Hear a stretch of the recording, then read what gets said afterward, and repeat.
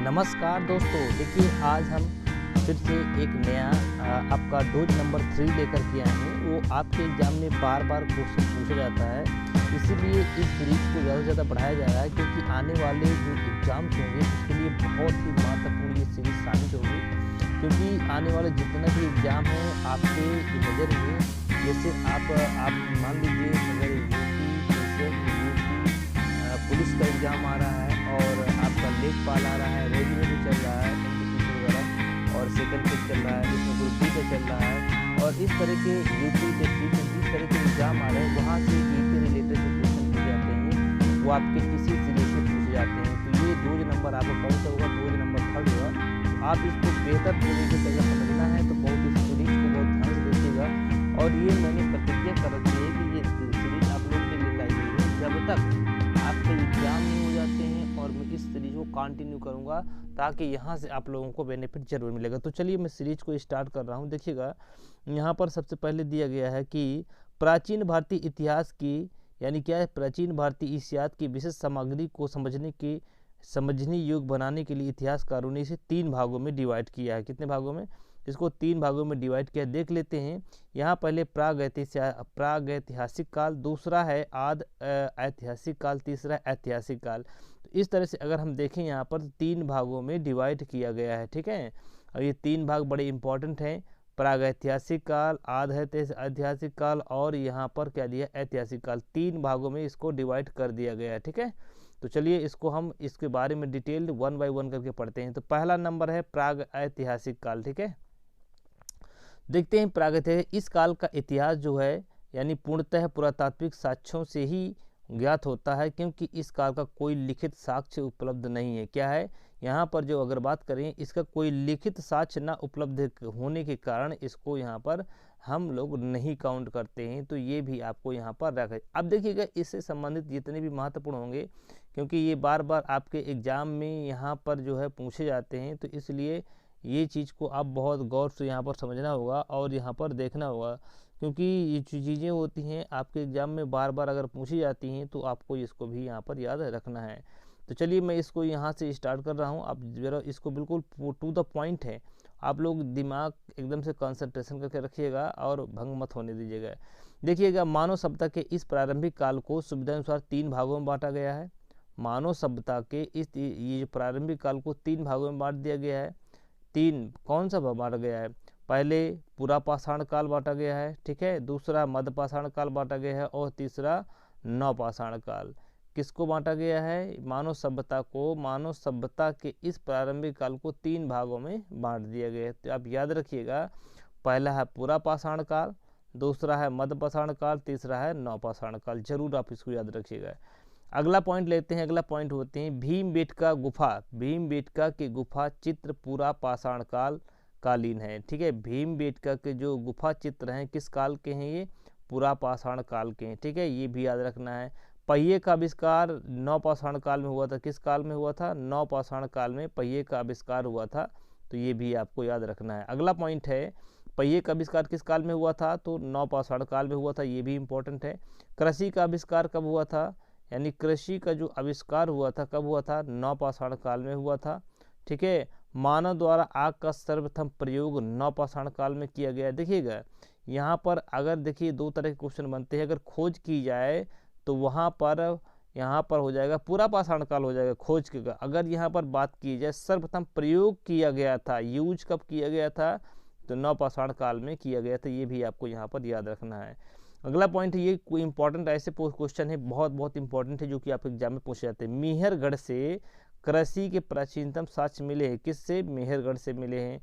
अगला पॉइंट है पशुपालन का प्रारंभ मध्य पाषाण काल में हुआ था। कब हुआ था? पशुपालन का जो प्रारंभ हुआ था, देखिएगा यहाँ पर प्रारंभ की बात हो रही है, स्टार्टिंग की बात हो रही है, तो मध्य पाषाण काल में हुआ था। अगला पॉइंट है पशुपालन के साक्ष्य भारत में आदमगढ़ होशंगाबाद मध्य प्रदेश में पड़ता है, और बागोर भीलवाड़ा राजस्थान पड़ता है, और आदमगढ़ ये आपका होशंगाबाद, तो वहाँ से ये प्राप्त होता है।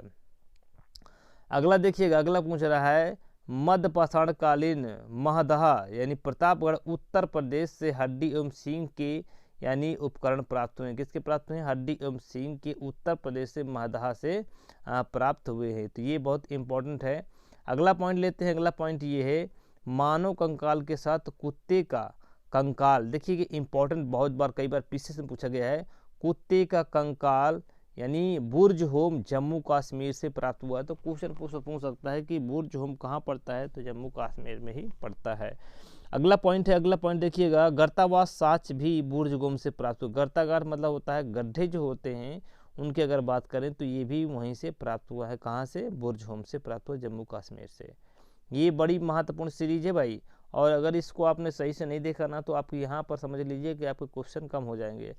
इस काल में, किस काल में? आदि ऐतिहासिक काल की अगर बात हम करें, इस काल में लेखन कला विकास यानी विकास तो हो चुका था, किंतु इस काल की लिपि को पढ़ने में भी असफलता प्राप्त हुई, यानी इसको हम पढ़ नहीं पाए। यानी देखिए, अगर बात करें प्रागैतिहासिक काल की बात करें तो उसमें हम लोग जो है क्या नहीं किया है, उसको हम लोग क्या है, इसमें देखिए कि यहाँ पढ़ने में असफलता आई है, वहाँ लिखित साक्ष्य नहीं मिला है, या पढ़ने में यहाँ पर असफलता मिली है, इसलिए इसको क्या है, आदि ऐतिहासिक काल की संज्ञा दी गई है।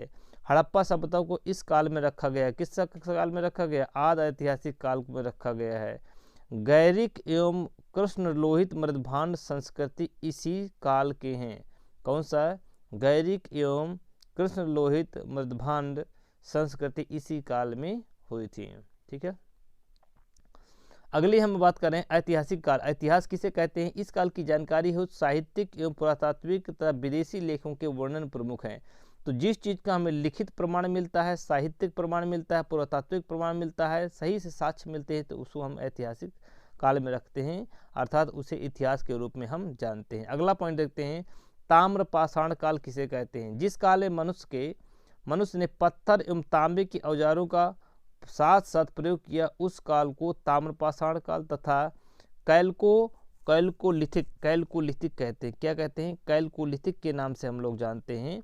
अर्थात कह सकते हैं कि जिस काल में मनुष्य ने पत्थर एवं तांबे के औजारों के साथ साथ प्रयोग किया, पत्थर भी है और तांबा भी, तो इस काल को हम ताम्र में से होता तांबा, यहाँ से जोड़ देंगे, पाषाण में से होता है पत्थर, ताम्र पाषाणिक, और यानी कैलकोलिथिक के नाम से भी जाना जाता है, इसलिए इसे कहा गया है। अगला पॉइंट है, इंपॉर्टेंट है, सर्वप्रथम तांबा धातु का प्रयोग औजार को बनाने में किया गया था, पूछा जाता है। भारत में ताम्रपाषाणिक अवस्था के मुख्य क्षेत्र दक्षिणी पूर्वी राजस्थान, अहाड़ एवं गिलुंद, पश्चिमी मध्य प्रदेश, मालवा, कैथा यानी एरड़, पश्चिम महाराष्ट्र तथा दक्षिण पूर्वी भारत हैं। अगला इंपॉर्टेंट है, मालवा मृदभांड ताम्रपाषाण मृदभांडों में उत्कृष्ट माने जाते हैं। जोरवा स्थलों में सबसे बड़ा दैमाबाद है। जोरवा स्थलों में जो है सबसे बड़ा क्या है? दैमाबाद पड़ता है। ठीक है, अगला पॉइंट है, आहड़ का प्राचीन नाम ताम्रवती है। क्या है? ताम्रवती है, अर्थात तांबा वाली जगह। ताम्रवती का मतलब होता है तांबा वाली जगह। आहड़ का प्राचीन नाम यहाँ पर मिलता है। ठीक है, अगला देखिएगा, यहाँ पर दिया हुआ है, कैथा के मृदभांडों पर प्राक हड़प्पन और हड़प्पोत्तर संस्कृति का प्रभाव दिखाई देता है। कहाँ पर?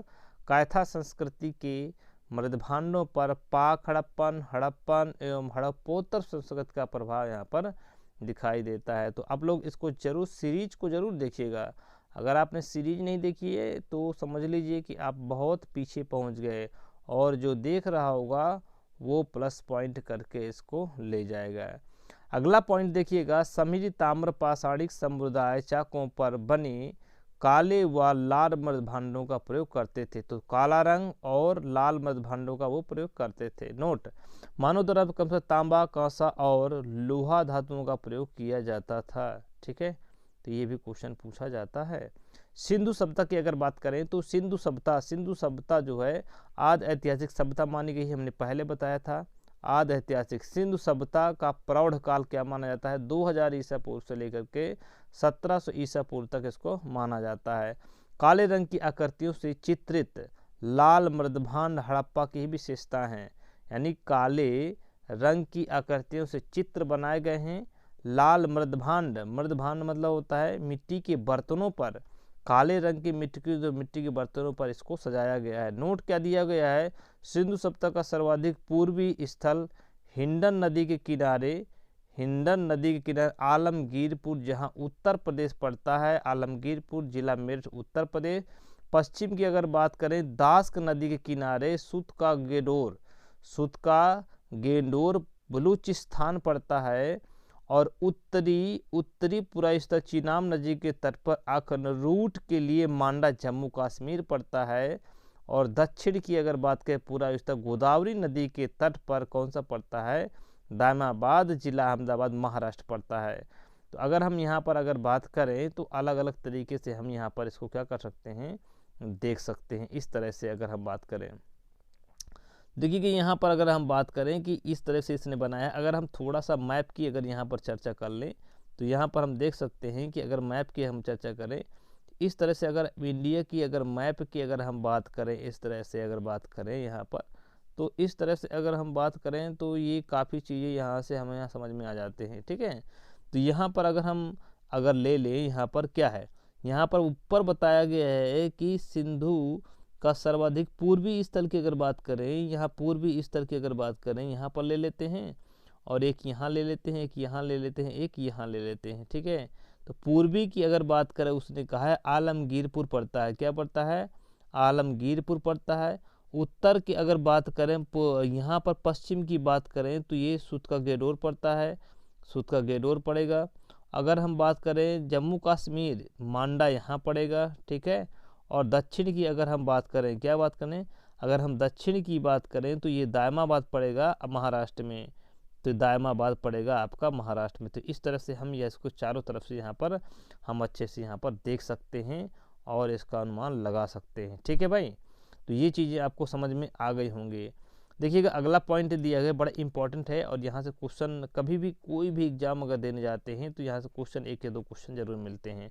अगला क्वेश्चन है सिंधु सभ्यता एक नगरीय सभ्यता है, ये भी इंपॉर्टेंट है, कई बार तो पूछता है सिंधु सभ्यता जो है किस तरह की सभ्यता है, तो एक नगरीय सभ्यता है।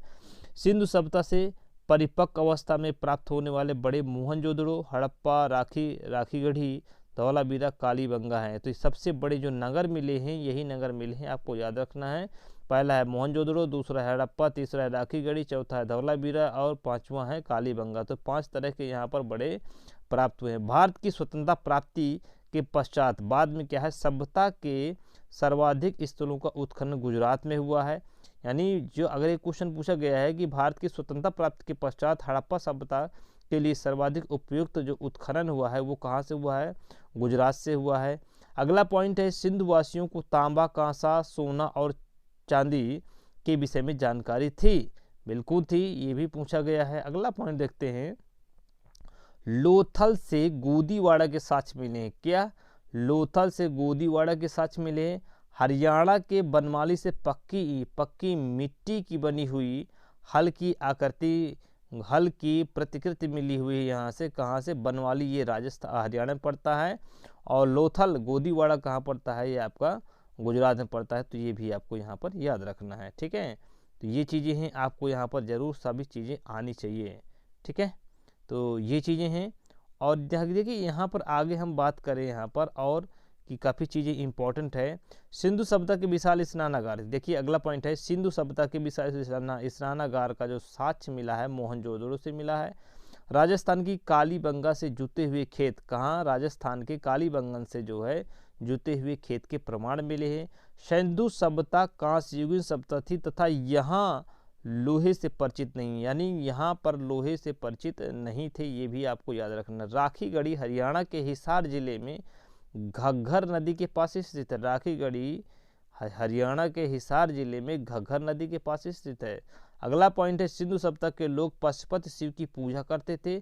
इसका प्रमाण जो है मोहनजोदड़ो से प्राप्त हुए मुहर जिस पर योगी की आकृति बनी हुई है। ठीक है, अगली अब क्वेश्चन की अगर हम बात करें, उस योगी के दाईं ओर बाघ और हाथी तथा बाईं ओर गैंडा एवं भैंसा के चित्र प्राप्त हुए हैं। दाईं की अगर बात करें बाघ और हाथी बड़े बड़े जानवर, और यहाँ पर गैंडा तथा भैंसा जो चित्रित किए गए हैं वो बाईं ओर है। मार्शल महोदय ने इसे रुद्र शिव के नाम से संबोधित किया। आपने पहली बार सुना होगा कि मार्शल महोदय ने इसे रुद्र शिव के नाम से पुकारा है। अगला पॉइंट देखते हैं दोस्तों, बड़ा इंपॉर्टेंट है, ये आपके एग्जाम में बार बार पूछे जाते हैं।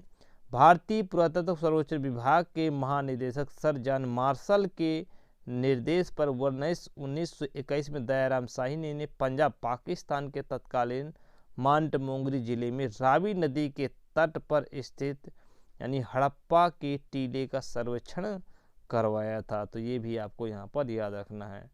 अगला 1922 ईस्वी में रखालदास बनर्जी ने सिंधु प्रांत के लरकाना जिले में सिंधु नदी के दाहिने तट पर स्थित मोहनजोदड़ो के टीलों का पता लगाया था।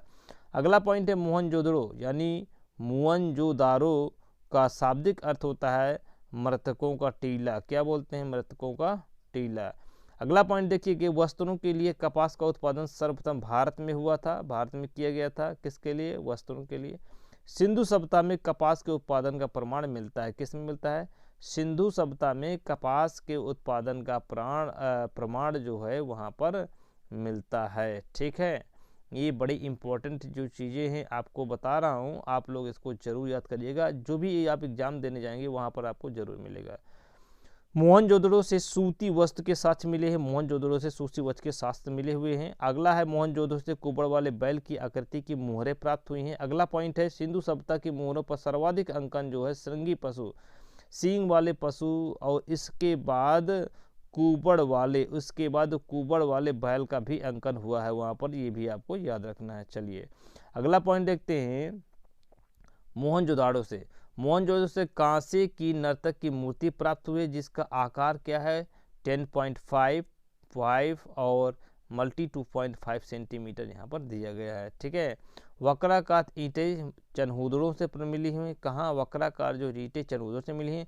लोथल एवं कालीबंगन से अग्निकुंड प्राप्त हुए। लोथल एवं कालीबंगन से अग्निकुंडी प्राप्त हुए हैं। ये भी याद रखना है। मोहनजोदड़ो से ये विश्रानागार बृहद स्नानागार प्राप्त हुआ है जिसके मध्य स्थित कुंड की लंबाई 11.8 7.01 और गहराई 2.43 मीटर है। लोथल एवं चंदूदड़ो से मनके बनाने के कारखाने, मनके मीन्स होता है मटके, यानी जो लोथल एवं चंदूदड़ो से क्या है मनके बनाने के कारखाने प्राप्त हुए हैं। ये भी आपको है। सिंधु सभ्यता की लिप्त कैसी थी? लिपि पूछी जाती है। भाव चित्रात्मक लिपि थी। सिंधु सभ्यता के वासियों ने नगरों तथा घरों के विन्यास के लिए ग्रिड पद्धति अपनाई थी। क्या उनसे पद्धति? ग्रिड पद्धति अपनाई थी। घरों की खिड़कियों और दरवाजे मुख्यतः मुख्य सड़क की ओर ना खुलकर क्या गली की ओर खुलते थे। ठीक है, यानी पिछवाड़े की तरफ खोलते थे। लोथल एक इंपॉर्टेंट है। लोथल एक ऐसा नगर है जिसके घरों के दरवाजे मुख्य सड़क की ओर खुलते थे। सिंधु सभ्यता में मुख्य फसल गेहूं और जौ ली जाती है और रंगपुर एवं लोथा से धान की भूसी के साक्ष्य मिले हुए हैं और जिससे धान की खेती होने का प्रमाण मालूम पड़ता है। किस जगह से भैया? यानी रंगपुर और लोथल से। ठीक है, धान की भूसी इसलिए वहाँ पर प्रमाण मिलता है कि यहाँ चावल होता था। मेसोपोटामिया के अभिलेख से मेहुला शब्द का उल्लेख मिलता है जिसका आशय होता है सिंधु सभ्यता से ही है। तो मेसोपोटामिया के अभिलेखों से क्या मिलता है? मेलुहा शब्द का प्रयोग किया गया है। ठीक है दोस्तों, चलिए आइए मित्रों आप देखते हैं थोड़ा सा और, यानी अगली बात करें। सिंधु सभ्यता वासी जो है मृत देवी, उर्वरता की देवी, उसी को कहते हैं मृत देवी को उर्वरता की देवी के रूप में पूजा करते थे। यानी अगर बात करें मातृ देवी मातृ देवी पूजा, नाग पूजा, वृक्ष पूजा, जल पूजा के साक्ष्य भी सिंधु सभ्यता से हमें प्राप्त हुए हैं। अगला पॉइंट देखते हैं दोस्तों। अगला पॉइंट ये है कि मातृ देवी की पूजा सिंधु सभ्यता में सर्वाधिक प्रचलित थी। स्त्री मृग मूर्तियां अधिक संख्या में मिलने के आधार पर क्या हुआ था वहाँ पर देखते हैं कि अलग अलग तरीके से जो यहाँ पर मिली थी का अनुमान लगाया जाता है कि सिंधु समाज मात्र सत्रात्मक था। क्या था? यानी स्त्री की जो मूर्तियाँ मिली थी उससे हम ये अंदाज़ा लगा सकते हैं कि जो वहाँ की सभ्यता थी मात्र सत्रात्मक सभ्यता थी। कैसी थी? माता की वहाँ पर पूजा ज़्यादा थी, यानी मातृत्व का प्रभाव वहाँ पर ज़्यादा मिलता है। ठीक है, ये चीज़ें हैं यहाँ पर। चलिए आगे देखते हैं। इसके अंतर्गत कालीबंगन एक ऐसा एकमात्र स्थल है, कालीबंगा एकमात्र हड़प्पाकालीन स्थल है जिसके दोनों टीले रक्षा प्राचीर से घिरे हुए थे। ये भी आपको याद रखना। अगला पॉइंट है, शवों को जलाने एवं गाड़ने की प्रथाएं अंतिम संस्कार हेतु प्रचलित थी। ये भी है। लोथल से 3 एवं कालीबंगन से 1 युगल समाधि के साक्ष्य मिले हुए हैं। लोथल से 3 एवं कालीबंगन से 1 युगल के समाधि वहाँ पर मिले हुए हैं। ये भी आपको याद रखना पड़ेगा। तो यहाँ पर हम और कुछ देखेंगे कि क्या क्या चीज़ें हैं, और ये सारी चीज़ें आपके एग्जाम में पूछी जाती हैं, तो इसको यहाँ पर हम देख लेते हैं। देखिएगा, यहाँ पर पूछा जाता है कि सिंधु सभ्यता के पतन के कारण उनके मानने वाले विद्वान कौन से विद्वान हैं, क्या मानते हैं। ये भी बहुत इंपॉर्टेंट है। आप जिसको इतना भी कहेंगे उतना भी ये कम है, क्योंकि यहाँ से आपके एग्जाम में ज़रूर पूछा जाता है, तो आप इसको जरूर याद रखेंगे। देखिएगा, यहाँ पर जलवायु परिवर्तन की अगर बात करें, जलवायु परिवर्तन के कारण जो वहाँ का सिंधु सभ्यता का पतन हुआ था, R.L. स्टाइन ने कहा था। भूतात्विक परिवर्तन जो हुआ था, M.R. साहनी ने कहा था। अगला प्राकृतिक आपदा की अगर बात करें तो कैनेडी ने कहा था। बाढ़ की बात करेंगे तो बाढ़ हुआ था, मैकी और मार्शल ने कहा था। आर्यों का आक्रमण हुआ था, गार्डन चाइल्ड एवं व्हीलर ने कहा था। प्रशासनिक शिथिलता जो हुई थी, मार्शल ने कहा था। तो इतने विद्वानों ने इन्होंने बताया है इस तरह से सिंधु सभ्यता का जो है विनाश हुआ है, किस तरह से यहाँ विलीन हुई सभ्यता। देखिएगा, यहाँ पर दिया हुआ नाम दिया हुआ है उस सभ्यता का, और यहाँ पर दिया हुआ सामने नदी दी हुई है, और किस नदी किनारे कौन सा बसा हुआ है, ये भी आपको यहाँ पर ध्यान देना है। तो चलिए देखते हैं एक एक करके। हड़प्पा किस नदी किनारे बसा हुआ है, तो ये आपका रावी नदी किनारे बसा हुआ है, ठीक है। रोपड़ किस नदी किनारे बसा हुआ है, तो सतलज नदी किनारे। लोथल किस नदी किनारे बसा हुआ है, तो भगवा नदी किनारे बसा हुआ है। सुत का कोह किस नदी किनारे, सादी कौर नदी किनारे। रंगपुर किस नदी किनारे बसा है, भादर नदी किनारे बसा हुआ है। कुड़ाद किस नदी किनारे बसा है, सरस्वती नदी किनारे। बनवाली किस नदी किनारे बना है, सरस्वती नदी किनारे। भगवानपुरा कहाँ, सरस्वती नदी किनारे। अमरी किस नदी किनारे, सिंधु नदी किनारे। मोहनजोदाड़ो, देखिएगा यहाँ पर अलग अलग हम बात करें, अगर मोहनजोदाड़ो किस नदी किनारे बसा हुआ है, सिंधु नदी किनारे। कालीबंगन किस नदी किनारे, घग्गर नदी के। गेडोर किस नदी किनारे, दास नदी किनारे। आलमगीरपुर किस नदी किनारे, हिंडन नदी के किनारे। कोट दीजी किस नदी किनारे, सिंधु नदी किनारे। चनउदड़ो किस नदी किनारे, सिंधु के नदी। मांडा किस नदी किनारे, चेनाब नदी किनारे। दैमाबाद किस नदी किनारे है, प्रवरा नदी किनारे। और राखीगढ़ी किस नदी किनारे है, तो घग्गर नदी किनारे। तो आपने इस तरह से देख लिया कि ये पूरी जो सीरीज का सीरीज है, और दिया गया है यहाँ पर कौन किस नदी के किनारे बसा हुआ, इसका पार्ट आपने अच्छे से देख लिया होगा, ठीक है। अब देखिएगा, जो यहाँ से प्रमुख धातु एवं प्राप्तियाँ मिली हुई है किस जगह से, कच्चा माल है और यहाँ पर स्थल है। देखिए, तांबा के बाद में खेतड़ी राजस्थान या बलूचिस्तान से प्राप्त हुआ है। लाजवर्द कहाँ से प्राप्त हुआ है, बतक्सा यानी अफगानिस्तान से प्राप्त हुआ है। फिरोजा टिन ईरान से प्राप्त हुआ है। चांदी कहाँ से प्राप्त हुआ है, यानी स्थल है, यानी राजस्थान की जावर एवं अजमेर की खानों से प्राप्त हुआ है। सीसा अफगानिस्तान से। शिलाजीत हिमालय से। गोमेद कहाँ से, गुजरात से। तो इस तरह से दोस्तों आपने देख लिया है कि सिंधु सभ्यता से संबंधित पूरा का पूरा चैप्टर हमने अभी तक समाप्त कर दिया, ठीक है। तो इसमें जो मोस्ट इम्पॉर्टेंट थे उसको हमने देख लिया है, और इसके बाद जो अगला आएगा वह वैदिक सभ्यता से संबंधित आएगा, उसको हम लिखेंगे।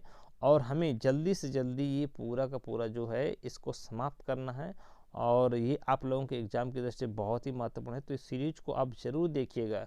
अगर ये वीडियो आपको हेल्पफुल लगता है, पसंद आता है, और आपको इसमें ज़रा सा भी आपको ये होता है कि मेरे काम लायक है और मैं इससे सफलता मिल सकती है, तो इस वीडियो को ज़्यादा से ज़्यादा शेयर करिए और लाइक करिए। जो पहली बार इस चैनल पर आए हैं तो सब्सक्राइब ज़रूर कर लीजिए, अपने दोस्तों में ज़रूर बताइए। यहाँ से आपको मैथ, रीजनिंग और आपका जीके, जीएस और भी इस तरह के कॉम्पिटिटिव एग्जाम के लिए ज़रूर प्रिपरेशन कराई जाती है। तो तब तक के लिए मैं आपसे अनुमति चाहता हूँ। जय हिंद, जय भारत।